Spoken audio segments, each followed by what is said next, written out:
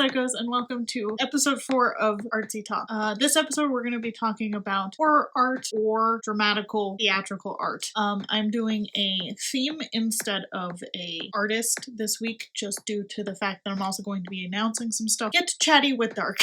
This episode is about that, but before this intro gets too long, let's jump right in. To start, you're probably wondering what horror art is or dramatical theatrical art is. Let me tell you, horror art is art that makes you question what you're looking at. It makes you feel shivers and you get the tingle down your spine. It makes your skin crawl and kind of like wanting to look but also not wanting to look at the same time. This is a subgenre of art. Obviously it's more applied to like movies, theater productions than it is like actual physical art. People do make paintings, drawings, posters, stuff like that in the whole subgenre of horror art or theatrical. Theatrical art is more applied to like music and theater and movies and songs and stuff like that. Like, you know how some bands are very theatrical and put on big shows and they have like a thing that they do. They have like a shtick. Not everyone has a shtick. And not every band's shtick is noticeable. It's kind of like you know it's there, but we don't really pay attention to it. But also the art version of it, like paintings and whatnot, gives a way to talk about things that are hard to embrace on their own. So kind of like death, grieving, traumatic instances. I'm not gonna like go into detail about traumatic instances because I don't want to trigger anyone. Politics sometimes,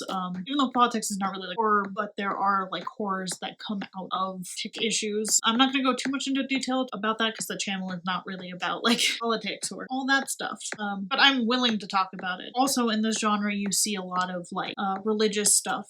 Usually like the darker religions, kind of like the black magic or satanic.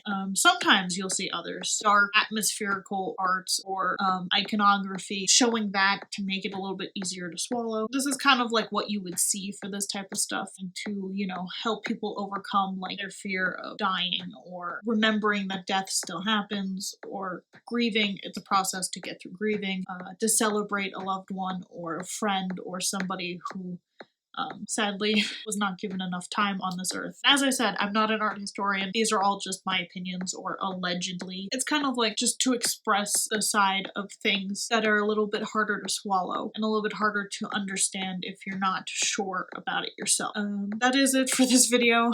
Not very long, but I do hope you enjoyed. I hope you guys enjoyed the video.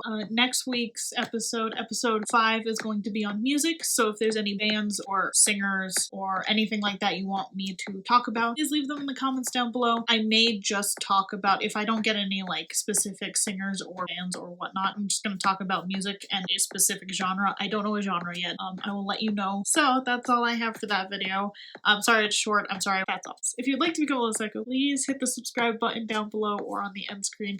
Also, don't forget to hit the notification bell so you're notified when I upload next. And I will see you in the next video. Bye!